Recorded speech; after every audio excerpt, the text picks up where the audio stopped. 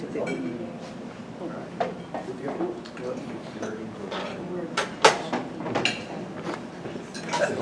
I can't order from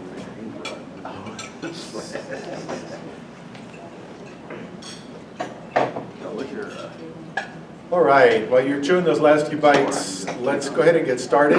And I'll point out to you that we've got at the tables, there's a little note card.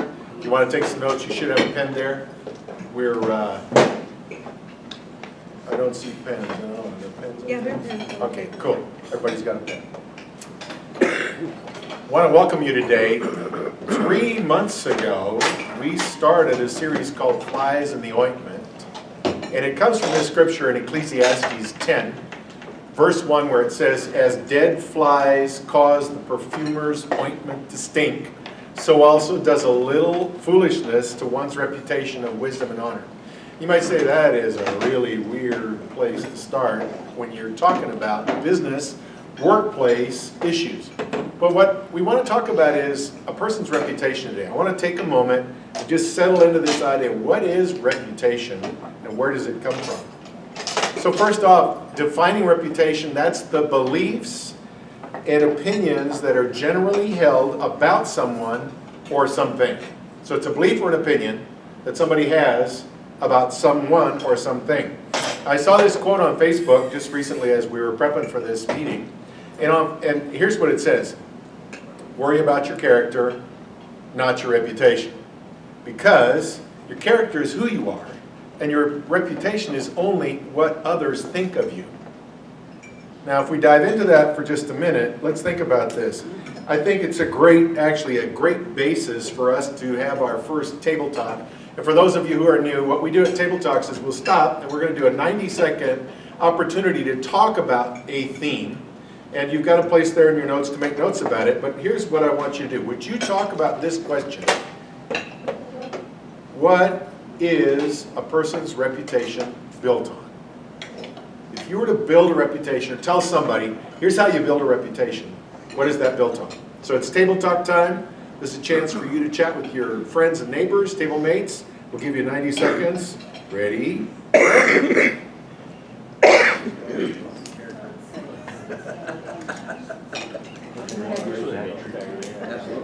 Genuineness.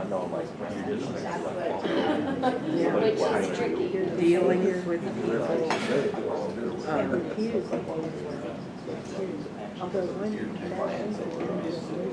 But I'm going to start there. Sometimes you get somebody to get slandered. What do you do with that?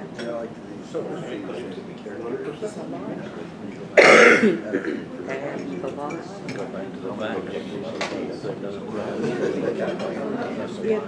But think of all the free.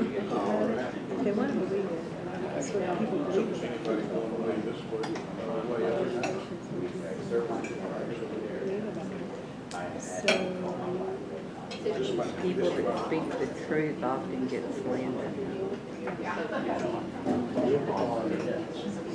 But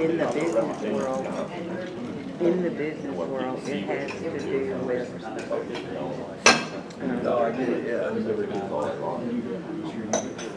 they're a lot harsher on online. people going out of their way to help people more people than money.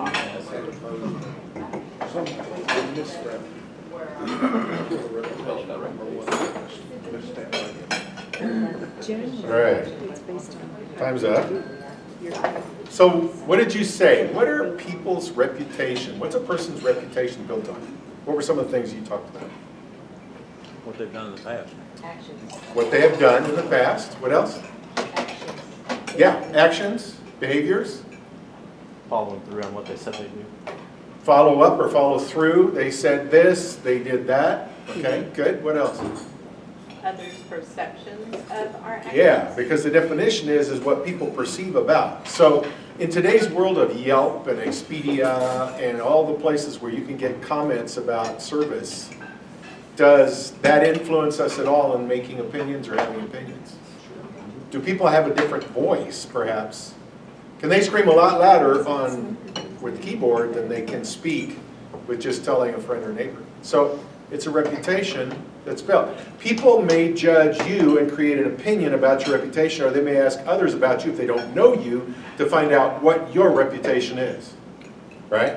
As they get to know you, they're going to continue adding to that behavior set that you have, making judgments based on exactly what you said, on what you do, and that opinion becomes based on behavior over time. So there's an accumulation or composite set of behaviors that they look at and they say, oh, that's how they are. And what they actually may be doing is they're letting others know what you value, what you judge to be important in life, and that is what makes up your character. Now the word character is interesting if you put it close to the word reputation. Let me flop through here real quick because I didn't put a slide. So look at this about character. Reputation, and this was Thomas Paine wrote this, reputation, what men and women think of us. Character is what God and angels know of us. Reputation, what men and women think, but character is what God and angels know about us. So what do people see when they look at you? Do they look at your behavior and form an opinion based on the things you do and say, oh, that's who that person is? So they take what you do and they transpose that, or they put that into, here's what you do. You do this, that's who you are. Well, this series that we're talking about, Flies in the Ointment, we are purposefully addressing situations where Christ followers may choose behaviors that actually conflict with their testimony, contradicts the words they say, and the way they act. They don't behave like they talk. What we're trying to do is give you biblical principles that help you reflect a Christ-like character. Sometimes, when we're challenged, we may lie to protect our reputation at the cost of our character and values. Let me say that again. Sometimes, we may lie to protect our reputation at the cost of our character and our values. So the recommendation would be this. Don't work on your reputation. Work on building your character. And here's a quote by D.L. Moody. If I take care of my character, my reputation will take care of itself. Think about that. If I take care of my character, my reputation will take care of itself. All right? Okay, so that's what we want to say about reputation from that verse, Flies in the Ointment. Now, let's get into this lying part. First of all, this topic is so broad. When we started prepping for it, it goes so far in so many different places that we said we got to narrow this down. So what I want to focus on today is not a bunch of directions, but I want to talk about the unseen stuff that goes on inside your head that is outwardly revealed by the lies we tell. Okay? And I say we, which means I just included you as the group who lies. And we'll talk about this more as we go forward. There's been some studies on this. Wayne Grudem, who is a Christian author and he's written several books on ethics, says, when I talk about lying, I use this definition. Lying is affirming in speech or writing something you believe to be false. All right? You believe this is false, and you affirm it, whether in speech or in writing. So what you're saying is, this is what I believe to be true, but even though you know it to be different than that. I think it might be good if we just take a look at a few people who are lying and watch how they act when they lie. And we thought it might be best to pick little kids because they don't hide it as well as those who have grown up and figured out how to hide it. So here we go. Who did that? Otis, did you do that? Did you pee right there on the driveway? We did. Really? Where are your boots? Right there. Your boots are over there? Why? Because they're wet. Why are your boots wet? Because Otis peed. Otis peed on your boots too? Yeah. You didn't just have an accident? What's happening, guys? You didn't take his yogurt? No. You didn't take Zaid's yogurt, Kenzie? No. Playing in the dirt? No. You were playing in the dirt? No. Oh, okay. What were you doing? What were you doing, buddy? Oi. You too, clean your room. I was trying and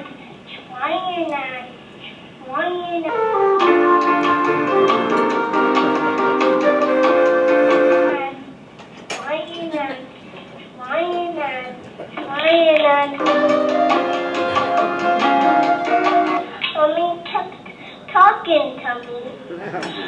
What was she saying? Clean your room, Daddy. Shouldn't you have been cleaning your room then? I was trying and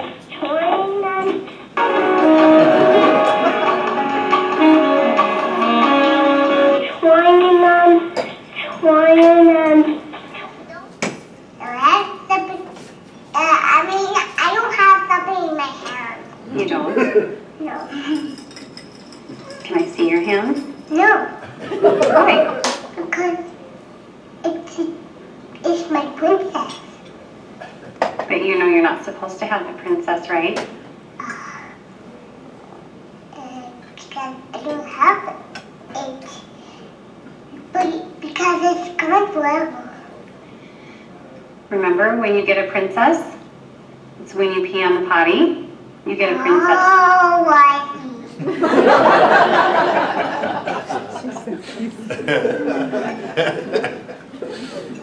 Oh, yeah. It's a good thing that only little kids lie, right?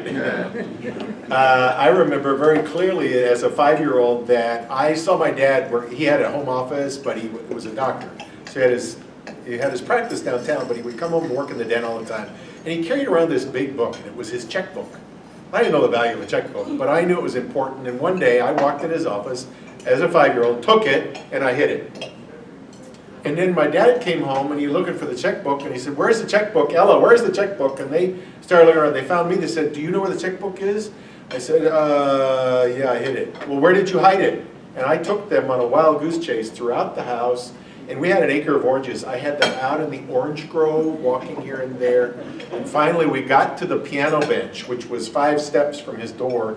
And I opened the piano bench and there was the checkbook. Oh, I see. It's a good thing only little kids lie, right? That adults don't do that. Oh, wait a minute. Do adults do that? What are some situations where maybe adults lie? Courtroom testimony, perhaps? Or this is the famous, "Does this outfit make me look good?" And the guy is hooked up to a lie detector, right? Staff meeting, a missed deadline. Or perhaps a blind date. I don't know if any of you are doing that. Or a job interview. Any one of these places is where adults may choose to do other than tell the truth. These are situations where we're tempted to lie.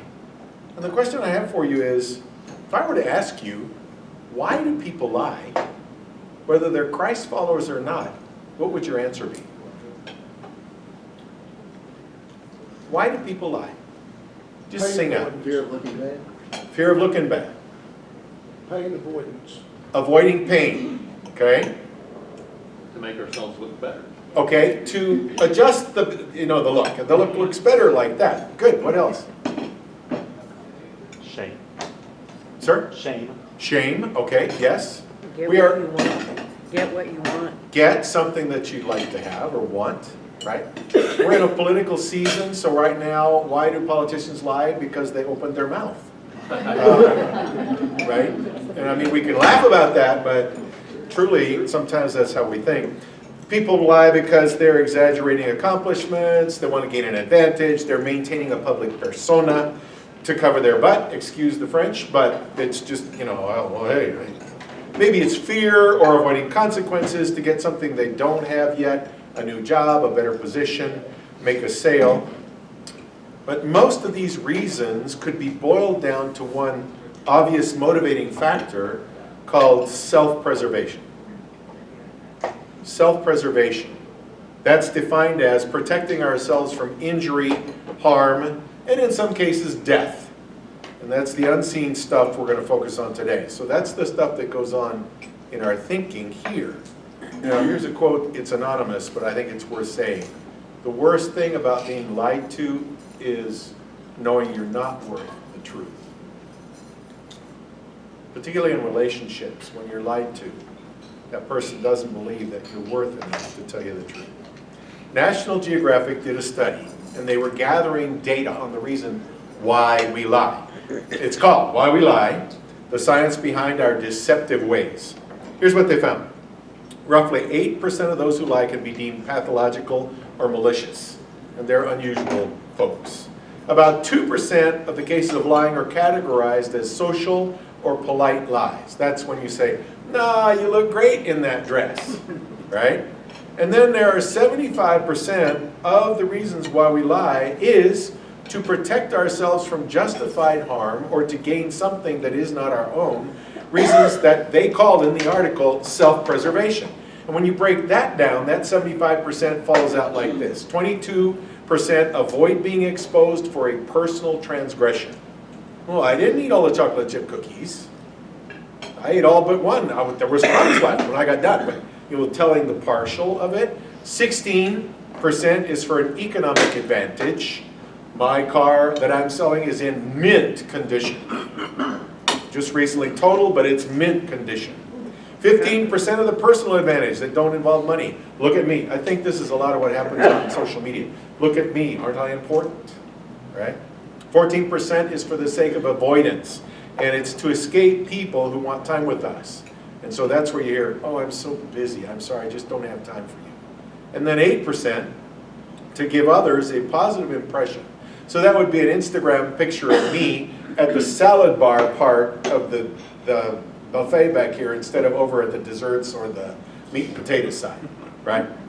And when National Geographic concluded this article, they said most people fall into this 75% group. But if you were to ask them, most would say that they don't lie. So what that means is they would lie about being self-preserving liars, right? Now, not only is everyone capable of lying, but research points to the fact everyone has a predisposition, or if you will, a weakness to lie. The article puts it like this: human beings universally possess a talent for deceiving one another. We have a universal talent for deceiving one another. So, stop there for a second. Take a look at this next table talk. As a Christ follower, is it fair to expect you to always tell the truth? And are there any exceptions? So we'll give you 90 seconds for that. If you would, please go ahead and talk about that. The exception.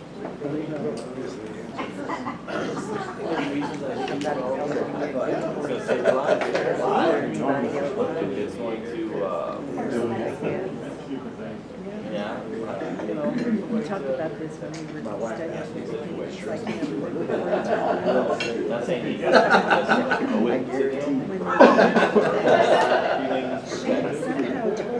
but they didn't. The way she said it,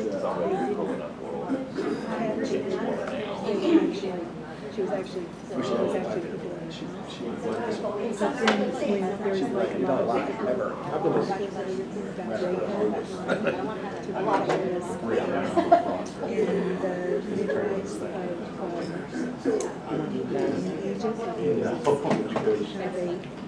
Egypt have a critical effect. Oh, we should. I agree. Where you're boarding. Sell the sizzle, not the steak. It's so hard. So there's that So it was very interesting. showmanship, or, And some of the, you're talking something on the home, it's really Something your wife does all the time. absolutely. dishonest or flat out bullshit.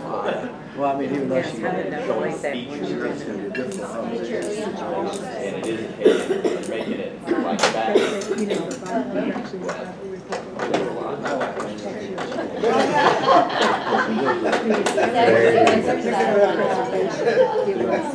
What do you think? Is that a fair question? As a Christ follower, is it fair to expect you always tell the truth? What's your response to that? We're not writing this down. I don't know, but Jenny looks at her feet when she lies. So watch her. So that's your tell. Okay, do we have a tell? Is it fair to say we should expect Christ followers to always tell the truth? What's your experience? I think it's like a life or death situation. Yeah. Yes. You know? It's a complicated question. It's meant to be, yes, good. Yeah. Say again, Nathan. If it's like a life or death situation, lie your tail off, All right. you know? But Vicky. in that case, it's not self-preservation, you're trying to preserve the life of somebody else. In studying this, it was like, in the Bible, Rahab lied to protect the spies, and the midwives in Egypt to protect the Moses and the babies, and all. There were instances. But I think the biggest thing is the motive for it. In those two cases, it was not self-preservation, but it was to preserve the life of somebody else. Or to thwart evil. Or to thwart evil, okay? It is meant to be complex, because this is not just a rotund, never lie, okay? Because you can say that, and you find yourself in a situation, as I did when I was studying this. I began to look at my own self as I was studying, because I'm getting ready to talk to you about it, and so how does this work with me? I realize sometimes I choose to fudge some stuff. And you hear the word fudge?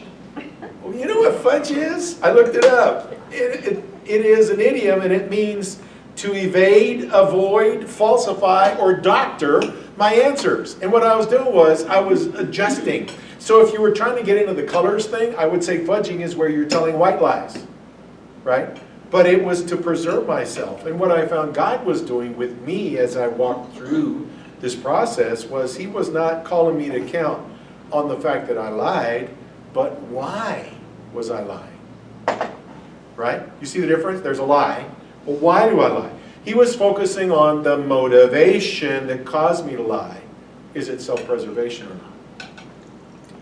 The lie is the result of a choice I make internally. It's an outcome. It's an external outcome. But the decision to lie or not, that's internal. So let me ask you this question. Is the lie the fruit? If the lie is the fruit, keep going. That's the internal choice. It's the fruit of the choice. What's the root? I'll say it again. If the lie is the fruit, what's the root? Here's the answer. The root of that is self-preservation. If you're not doing this to protect someone else, or you're not doing it to save lives, very likely 75% of the time it's going to be self-preservation. Unless you are malicious or evil, or telling somebody you look great in that outfit, which you need to get a different. You know, we talked, Vicki and I, as we're walking, okay, so what can I say to you instead of you look great in that outfit? You could say, well, you know, there's one that has stripes that I like better, or something like that, but, you know, how do you walk out of that, guys? If you've got a special phrase that you use that isn't a lie, and that's gotten you into peace with that question without going through the lie detector test, it's something to think about. There's another option to say it right. Say it somehow else. Self-preservation is we make sure that we protect ourselves from justified harm or to gain something that's not ours. Another thing that studies showed was the more we lie, the easier it is to do it again. And in a study published by Nature Neuroscience, Tali Sharot and her research team at the University College in London found that when people were dishonest, activity in the brain, the amygdala, the base part of the brain, changed. So they used fMRIs to follow responses, and they found the more dishonestly the participant responded to questions, the less active